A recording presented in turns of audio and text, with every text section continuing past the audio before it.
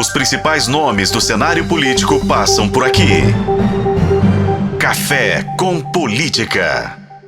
Obrigado por estar conosco nessa nova fase, nessa nova jornada da FM O Tempo, do nosso Tempo News, primeira edição. Sempre bom tê-lo aqui no Café com Política conosco, Flávio. Muito bom dia.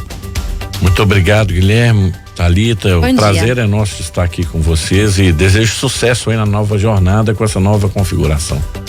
Vamos começar conversando sobre um assunto que tomou conta da discussão sobre indústria e importação e, claro, colocando o governo federal no centro dessa história, quando tratamos da ideia de taxação daquelas importações de $50, etc. O governo avançou algumas casas, teve que recuar tantas outras, se saiu com algumas soluções que pareceram um pouco descoladas daquilo que a indústria pensava.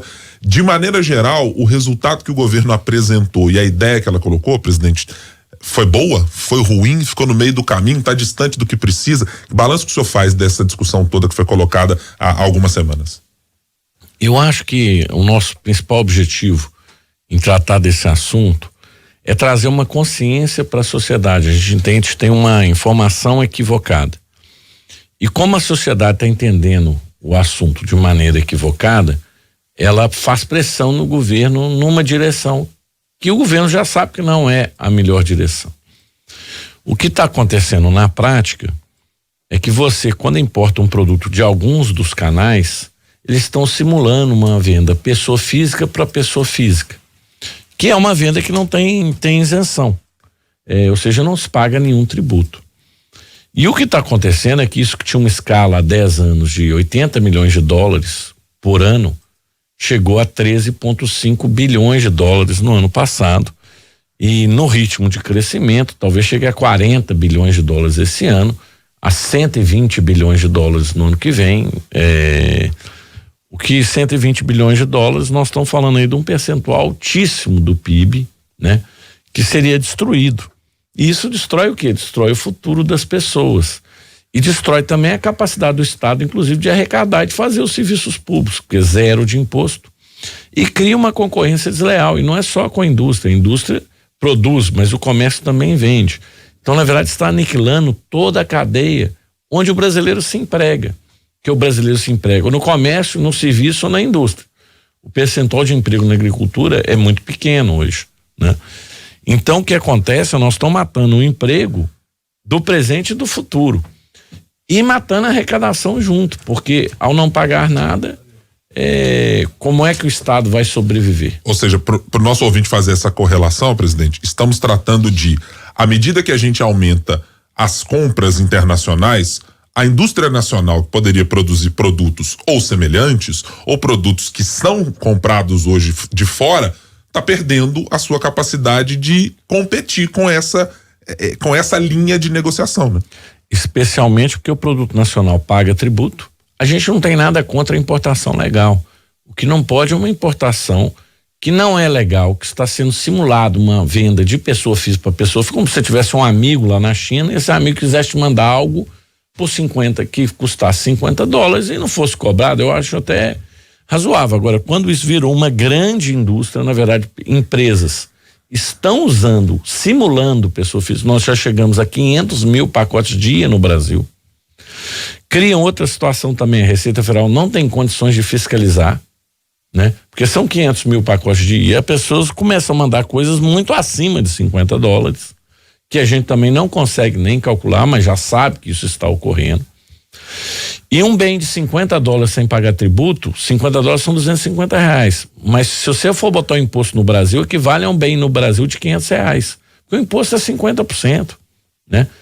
E de baixo para cima, quer dizer, sobre o produto, nós vamos chegar a 60%, 70%. Então, sai barato porque não está pagando o tributo da educação, do policial militar, o tributo que vai para a segurança, para a saúde, não está sendo pago. E criando uma concorrência desleal com quem produz aqui no Brasil, com quem emprega aqui no Brasil. E não é só na indústria, é principalmente no comércio. Os maiores empregos que estão sendo destruídos são no comércio, que geralmente é o primeiro emprego de todo mundo.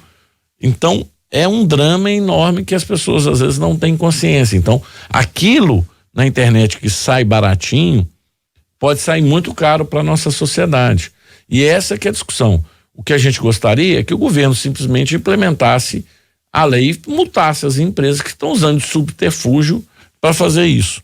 Ou a solução mais simples, porque aí sempre vai demandar uma atuação da Receita Federal, inúmeros, centenas de milhares de fiscais no volume hoje que existe, teria que ser um batalhão de fiscal novo, simplesmente cortar essa autorização, porque a lei diz que é de $0 a $100, o governo baixa para $0 a isenção, você matou todas as importações que entrarão de maneira legal, para que haja uma concorrência igualitária, e aí a gente não tem nenhuma dificuldade de concorrer com o produto importado nas mesmas bases que tem o produto nacional. Não dá para exigir aqui das empresas nacionais todos os pré-requisitos, e do importado não exigir nada. Então, já que é para dar isenção, dá isenção para cá também. Agora eu não sei como é que o Estado vai pagar as contas. É como se facilitasse para quem é de fora e prejudicasse quem é daqui? É surreal. É como se pro seu filho você colocasse uma regra muito mais difícil e pro desconhecido você desse uma bolsa. O seu filho pagasse para morar na sua casa e pro desconhecido que você dá uma bolsa para ele, você dá uma mesada. Então o seu filho mora na sua casa, você cobra aluguel, você cobra dele energia, você cobra comida, e pro desconhecido que chega lá você dá de graça e ainda dá uma bolsa para ele. Quer dizer, é o que nós estamos fazendo. Nós não estamos valorizando aquilo que é brasileiro, nós não estamos valorizando os empregos dos brasileiros. Isso é um equívoco enorme. O que nós só estamos pedindo é condição igualitária. Se o importado tem isenção, então vamos isentar o produto nacional. Como a gente sabe que isso não é possível, porque o Estado não vai viver de ar. E pelo contrário, hoje o Estado está pedindo mais tributo. Todo dia você vê o Estado falando assim, vão criar essa taxa, vão taxar isso, taxar aquilo. Então você está tributando mais o nacional, porque aí o discurso precisa de imposto para pagar. E na outra ponta você está isentando o produto importado, que está matando o emprego no nacional, que depois você tem que gastar mais dinheiro com os programas de auxílio do governo para manter essa pessoa desempregada, para manter ela com o mínimo de padrão de vida. Então, quer dizer, não faz sentido. E a gente tem que discutir isso e a população tem que entender que muitas vezes o barato pode sair caro. Né? Os números trazidos pela FIENG no estudo que foi feito pela Gerência de Economia e Finanças são de uma estimativa de perda de faturamento de 99 bilhões de reais, de uma perda de emprego de 1.100.000 vagas e de uma perda de massa salarial no geral de 21,8 bilhões, que daria aqui, nos cálculos feitos pela FIENG, ao pagamento de um Bolsa Família para mais de 3 milhões de famílias. Diante de números dessa monta, presidente, houve conversa com o governo federal? Há alguma linha aberta para que isso seja ouvido na perspectiva das indústrias, ou o governo está se mostrando irredutível porque precisa fechar as contas de arrecadação que estão muito claras, que precisam ser fechadas pelo governo? Na verdade, parte inclusive da solução de arrecadação era justamente tributar essas importações, porque no volume que elas estão, elas trariam um imposto razoável, né? O governo sabe do problema, está sensível, mas enfrentou com uma dificuldade na questão da popularidade da medida. E o que nós temos o trabalho que nós estamos fazendo é trazendo para a sociedade os outros pontos, né? Olha, a importação que você faça a compra e que seja pago o tributo, ela é 100%. Ela não está destruindo o seu emprego, não está destruindo a economia brasileira. Aquela que não faz, ela está destruindo não somente o seu emprego, como a qualidade dos serviços públicos. E esse é o ponto que nós estamos discutindo. E, na verdade, as empresas estão fazendo uma prática legal. Bastava a Receita Federal ir lá e autuar todo mundo, né? Só que a gente sabe que no dia a dia é mais difícil fazer esse processo. Então, o que nós estamos solicitando do governo é que faça uma ação sobre as empresas, né? Mas o ideal é que vede essa brecha dos $50, porque ela não está sendo usada de pessoa física para pessoa física, ela está sendo usada de pessoa jurídica para pessoa física. São grandes corporações que montaram negócios bilionários vendendo no Brasil sem pagar o imposto nenhum, vendendo direto para o consumidor final, tendo todos os benefícios. Quer dizer, nós criamos uma zona franca dentro do Brasil para estrangeiro, e o brasileiro tem que pagar tributo. Olha, isso é uma coisa surreal. O governo fala muito, Flávio, em desburocratizar, principalmente o governo de Minas, e incentivar que as pessoas invistam no país, invistam aqui em Minas Gerais. No cenário atual, você acha que tem condição de alguém ter alguma perspectiva de investimento aqui e ter ânimo para investir aquilo que muitas vezes sai mesmo ali do orçamento? A pessoa faz dívida, faz empréstimo. Tem como investir hoje? Olha, nesses segmentos, principalmente que estão sendo muito afetados por essa importação, o ânimo não existe no momento, né? Porque a perspectiva é péssima. Porque nós não estamos falando só do cenário atual. Como cresce 300% ao ano, quer dizer, o número, se já hoje é ruim, no ano que vem ele vai ser 3 vezes, esse ano ele vai ser 3 vezes pior do que o ano passado, e o ano que vem ele vai ser 9 vezes pior do que se continuar na mesma taxa de crescimento. Então a perspectiva para alguém fazer investimento nesses setores de bem de consumo é muito pequena. Onde se ainda tem perspectiva de investimento são na infraestrutura, naquilo que não chega até aqui, por exemplo, construção civil. Você também tem dos materiais básicos, exportação, por exemplo, de produtos agrícolas, minérios, nos grandes quesitos que não são afetados por essa importação. Mas claro que tudo vai sendo afetado. Então, na verdade, a gente limita ainda mais a diversificação da economia mineira e brasileira. E isso é muito grave, porque nós temos a necessidade de diversificar. A gente já é muito concentrado nesses itens, só vai acontecer um reforço maior e um dano muito grande à economia. A FIENG cita no estudo alguns setores específicos mais afetados por essa concorrência chamada de desleal. Vestuário de acessórios, de móveis e produtos diversos, de máquinas e equipamentos elétricos. Mas eu queria perguntar num outro ponto também, presidente. Hoje a gente olha, por exemplo, para os shoppings populares, que são uma quase tradução direta dessa história de você compra algo no exterior, traz para o país e é um produto nem sempre original, nem sempre um produto que tem a mesma qualidade daquele comprado numa loja física, etc. Esse também é um problema que está acoplado. Esse tipo de operação, esse tipo de modelo de negócio também se encaixa nessa concorrência desleal? Não, com certeza, e não está nessa conta, né? Esse é mais um adendo.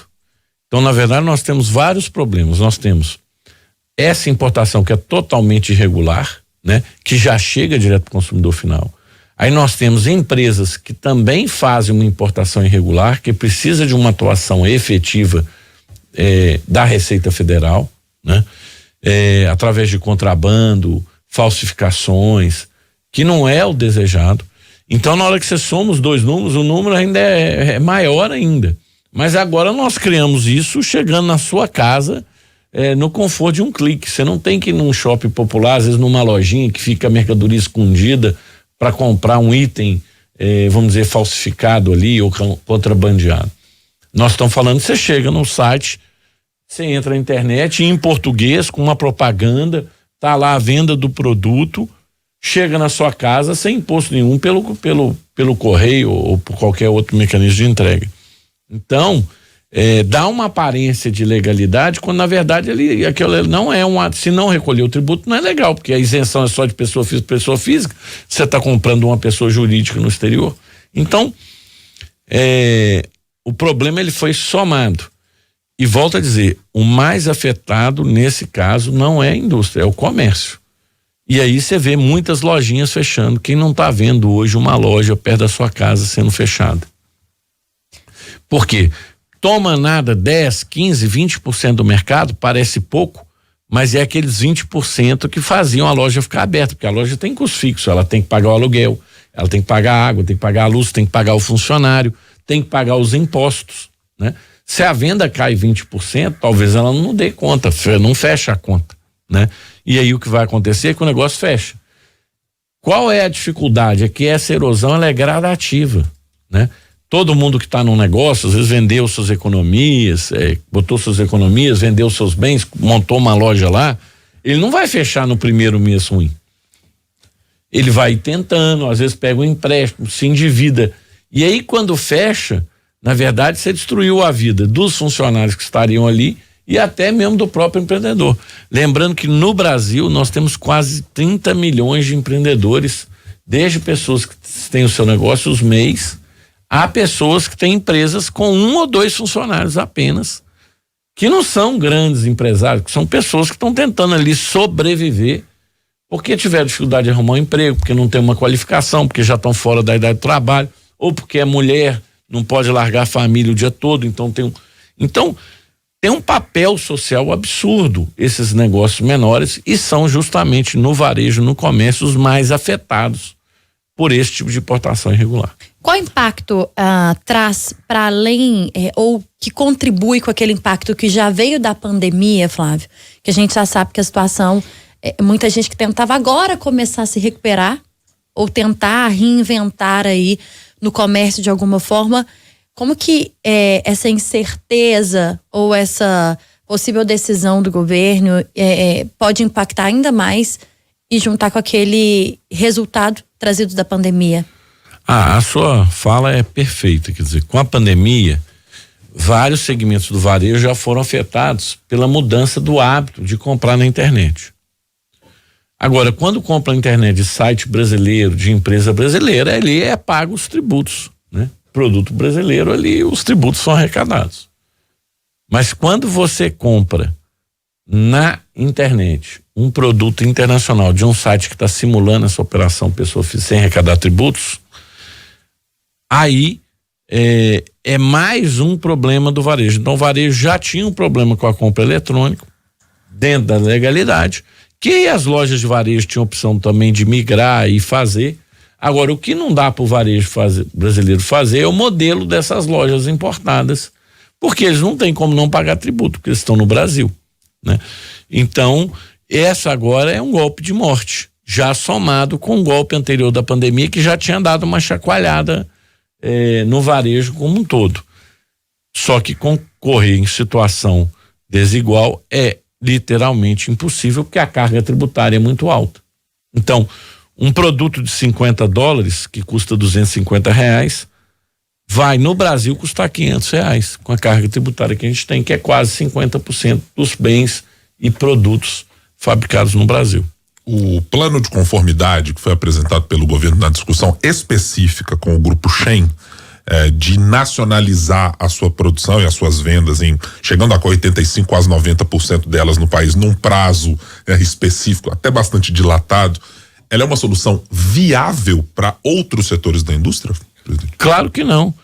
Então a gente quer essa isenção para todo mundo produzir aqui. Daqui a 4 anos nós já empregamos 100% aqui no Brasil, nós já produzimos 100%. Então a gente quer isenção para não produzir. Por que uma empresa pode fazer uma prática irregular sem arrecadar os tributos que são devidos, legais, com o compromisso daqui a 4 anos de talvez, sabe-se lá como, tá produzindo no Brasil? E o brasileiro tá produzindo no Brasil hoje, pagando todos os tributos. Então ela vai ficar 4 anos sem pagar imposto aqui, para uma promessa vaga, em que documento que daqui a 4 anos ela vai produzir 85%. Isso é um absurdo.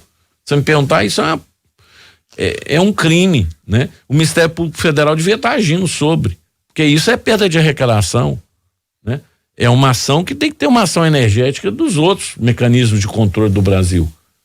É uma fraude acontecendo a olhos vistos diariamente. E eu não estou dizendo da empresa específica, eu estou dizendo das empresas que fazem essa prática irregular de simular uma operação de venda de pessoa física para o brasileiro, quando na verdade é uma venda de pessoa jurídica, né? Então, se pode fazer para uma empresa, vai ter que fazer para todas. Então, todas as empresas que vendem aqui esse produto vão ter isenção para vender aqui no Brasil. Porque a regra é muito clara. Aqui o arcabouço jurídico é para todo mundo. Então, nós vamos ter que mudar a lei para dar isenção de tributos para todas as empresas, para daqui a 4 anos, então, elas começarem a pagar o imposto. Eu acho que isso é inconcebível. O Guilherme já perguntou sobre a questão do diálogo com o governo, mas eu vou voltar nessa pergunta para saber como que a Federação das Indústrias hoje do Estado de Minas Gerais é ouvida pelo governo estadual, pelo governo federal e pelas entidades responsáveis aí em relação a esse projeto, a esse assunto. Não, o governo estadual escuta e até apoia, mas ele não tem gerência sobre o assunto, porque ele é um assunto, como é um assunto de importação e exportação, ele é um assunto federal, né? da competência do governo federal. Essa é uma legislação federal, né? E na verdade cabe aí ao governo federal dizer qual é o limite. A lei franqueou de ser de 0 a 100 dólares, quer dizer, não pode ser mais do que 100, mas é de 0 a 100. E o governo pode definir a qualquer momento que hoje é 50 dólares, pode passar a ser 0. Então essa interlocução, ela é primordialmente com o governo federal. A gente estava muito tranquilo, porque o governo tinha se mostrado assim, que ia implementar o fim da medida, e aí fomos surpreendidos com a decisão, após a viagem à China, de não implementar com a medida, de começar a ter uma discussão bilateral. Então o que a gente está fazendo? A gente está primeiro fazendo uma campanha de conscientização na população, porque o que foi dito foi que seria uma medida impopular. Na minha leitura, impopular é não ter emprego, impopular é não ter perspectiva de futuro para as famílias, né? Imposto é sempre impopular, então se é impopular tributar o importado, não vamos tributar o nacional. É contraditório para o senhor, Flávio, quando o governo fala que é uma medida impopular e o senhor traz aí que impopular é não ter emprego, é não ter o sustento das famílias, quando o governo federal defende e é um das defesas, inclusive, durante a campanha e agora, de que o emprego precisa estar em primeiro lugar, que as famílias precisam ter recursos para alimentar e, enfim, e sustentar aí quem está no comércio e na indústria de uma forma geral? Não, com certeza, totalmente coerente. O discurso não tem conexão. É um discurso antagônico, né? Se você quer dar perspectiva de futuro para as famílias brasileiras, para os jovens que estão entrando no mercado de trabalho, você tem que ter oportunidade de trabalho, não tem que ter produto entrando aqui de maneira irregular, sem pagar os tributos, não. Eles têm que ter oportunidade de emprego. Eles não têm que ter programa social. Programa social, ele não edifica ninguém, ele só tira de uma situação momentânea de penúria. A gente é a favor do programa social, mas ele não pode ser o fim. A solução tem que ser justamente a empregabilidade, a perspectiva de futuro, de montar um negócio, de empreender, de transformar, de mudar, de impactar, para que a pessoa consiga com as suas próprias pernas realizar. A gente é a favor dos programas sociais, mas a gente quer que o país tenha oportunidade para as pessoas, né? Não deixá-las presas a programas sociais, mesmo porque eles têm um valor muito pequeno, né? O objetivo dele é manter a subsistência mínima. Então você tem total razão, é totalmente incoerente, não bate o discurso com a prática, né? E é isso que nós estamos querendo apontar. Olha, não é porque no momento alguém da sociedade está achando interessante, isso aqui vai contra os interesses brasileiros. O governo federal tem que defender o interesse do Brasil, não o interesse de empresas estrangeiras que não pagam tributo no nosso país e estão usando a legislação de maneira irregular para obter vantagem. Olha, se é um empresário brasileiro não pagando imposto aqui, todo mundo cai de pau. Por que um importado pode? Não existe isso, né? O que nós queremos é uma condição justa e mostrar para a população, olha, regular esse comércio é do seu interesse, porque com o dinheiro do tributo é que é dado o Bolsa Família, com o dinheiro do tributo que é dado a educação, com o dinheiro do tributo que é dado a segurança, a segurança pública, a saúde.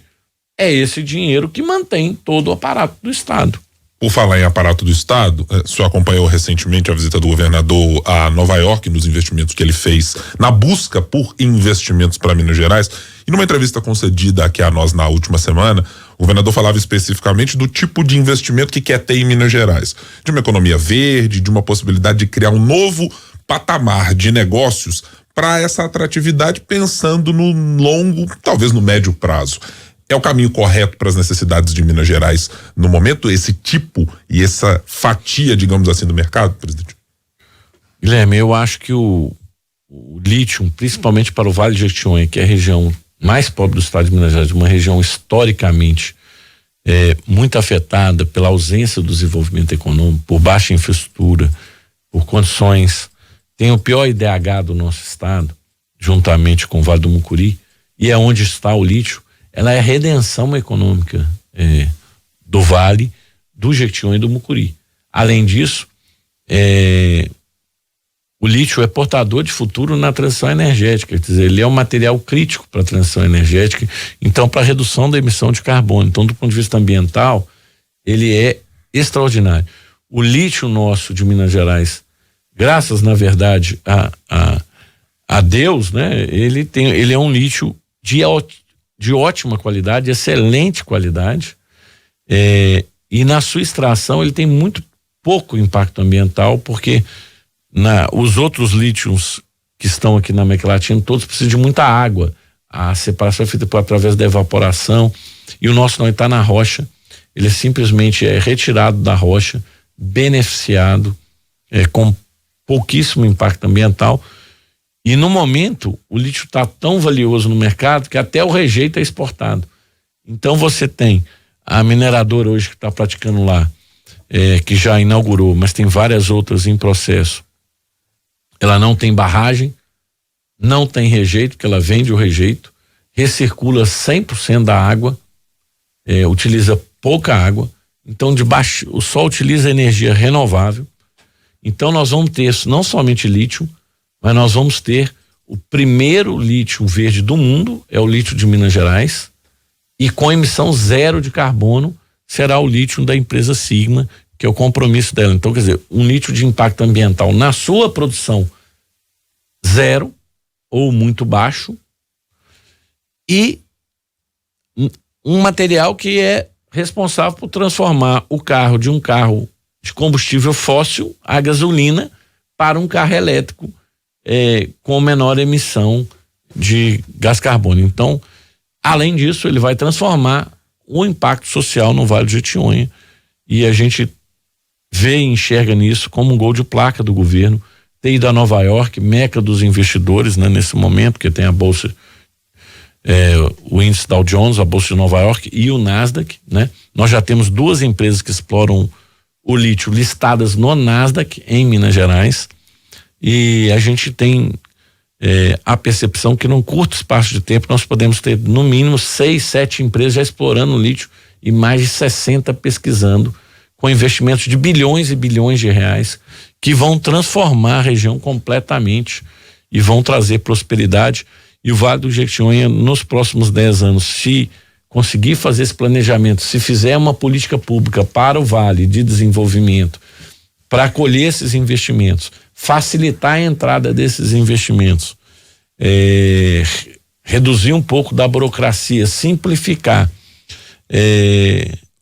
com certeza nós vamos estar daqui a 10 anos falando assim: olha, o Vale do Jequitinhonha e o Vale do Mucuri hoje estão entre as 3 regiões de Minas Gerais com o maior IDH do estado. Quer dizer, sai do pior para entre as 3 melhores. Nós estamos conversando com Flávio Rosco, presidente da FIENG. No Café com Política. Hora do bate-pronto. O senhor já participou por diversas vezes aqui do nosso bate-pronto, então vamos aqui ao nosso ping-pong, presidente. O que o governo Lula fez pela indústria de bom até agora? Estamos aguardando. E o governo Zema? Principalmente desburocratização e simplificação. A atuação do ministro e vice-presidente Geraldo Alckmin no cargo e na relação com a indústria até agora? Com a relação boa no cargo, claro, chegou tem pouco tempo, temos que aguardar ainda algumas medidas. Nós conversamos com o presidente da FIENG, Flávio Rosco, no Café com Política de hoje, foi o nosso convidado. Obrigada, viu, presidente? Volte sempre. Sempre bom bater um papo com o senhor aqui. O espaço está sempre aberto agora na FM O Tempo. Eu que agradeço, foi um prazer e parabéns aí pela nova configuração.